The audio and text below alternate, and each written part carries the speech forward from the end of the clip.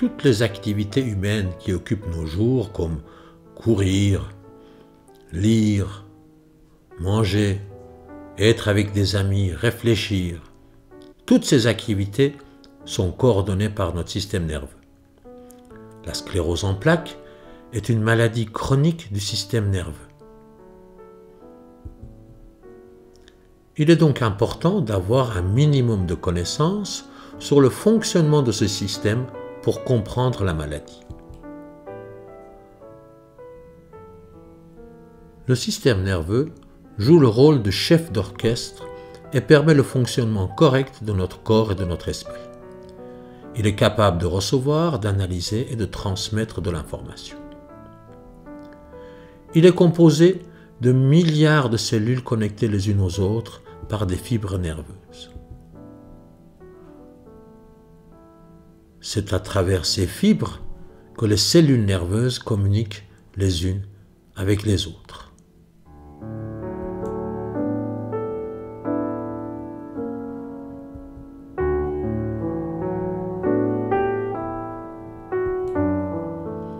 Regardons de plus près une de ces cellules nerveuses.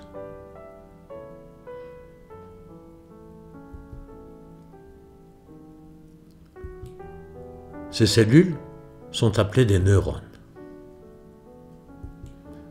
Approchons-nous encore un peu d'un de ces filaments qu'on appelle des axones. Certains de ces axones sont entourés d'une gaine de protection qu'on appelle gaine de myéline. Cette gaine a pour fonction de protéger l'axone et d'accélérer la transmission de l'influx nerveux. Par ailleurs, notre corps dispose d'un système de défense qu'on appelle le système immunitaire.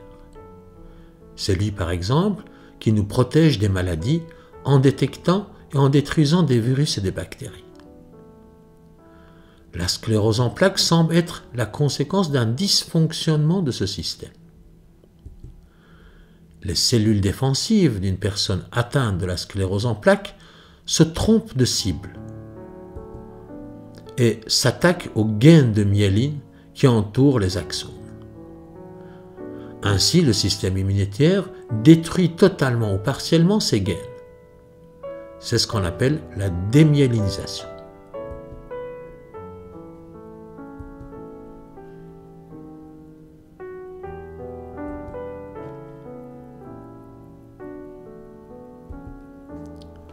L'influx nerveux ne peut plus passer correctement et la communication entre les cellules nerveuses est perturbée. Une crise peut durer quelques jours ou quelques semaines. Après une crise, le corps peut réparer plus ou moins complètement les gaines de myéline endommagées.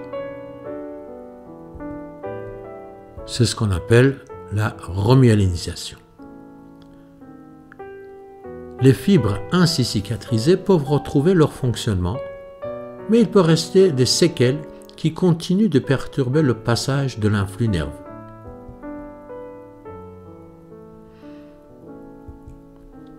Il est important de comprendre que lors d'une crise, ce n'est pas tout le système nerveux qui est endommagé, mais des régions plus ou moins étendues qui sont visibles sur une image du système nerveux.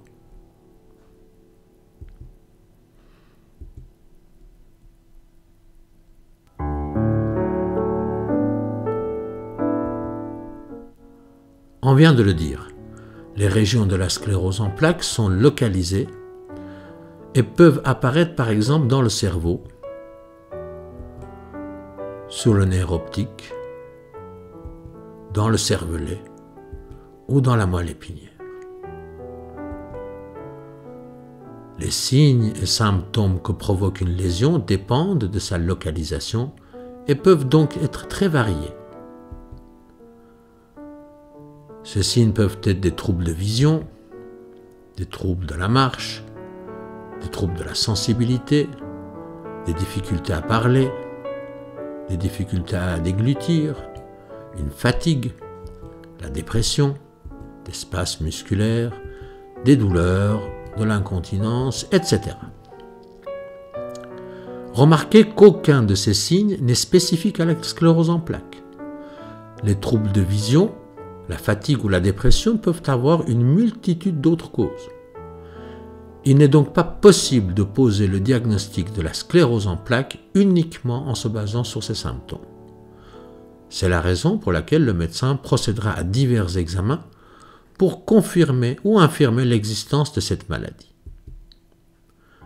Parmi ces examens, citons en premier l'imagerie par résonance magnétique ou l'IRM. Cet examen permet de voir le système nerveux par tranche et d'y détecter des zones de lésions ou d'anciennes lésions cicatrisées.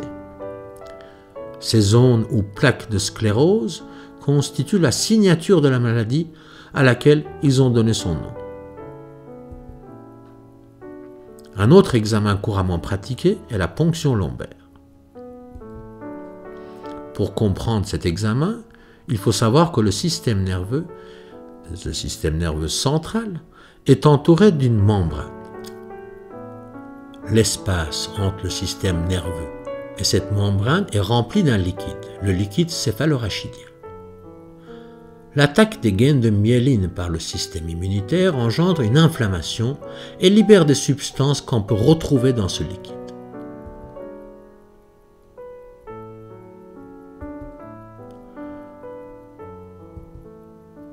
Par la ponction lombaire, on extrait un échantillon de ce liquide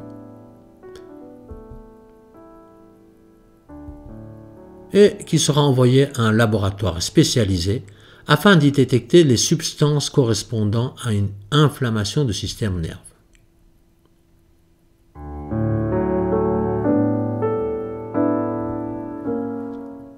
L'évolution la plus fréquente de la sclérose en plaques se manifeste par des poussées ou crises qui peuvent durer quelques semaines ou quelques mois, suivies de périodes de stabilité.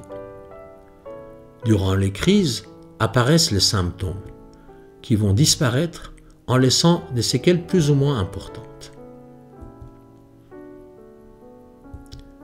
Cette forme d'évolution par crise et rémission, la forme récurrente et rémitante, est celle qui a l'évolution la plus favorable et qui répond le mieux au traitement.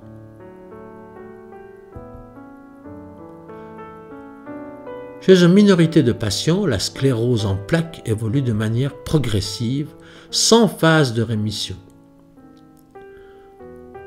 Dans cette forme dite progressive, le handicap s'accroît régulièrement et la maladie répond moins bien au traitement disponible.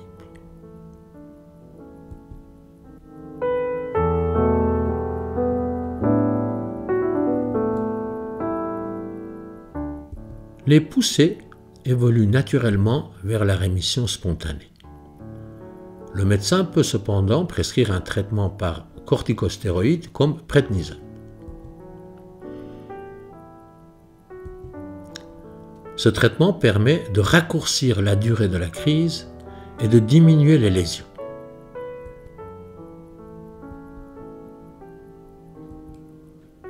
Durant les phases de rémission, un traitement par des immunomodulateurs a pour but de prolonger la durée de la rémission et de diminuer la fréquence des crises. Suivant les symptômes, le médecin peut aussi prescrire d'autres traitements comme la physiothérapie ou des antidouleurs.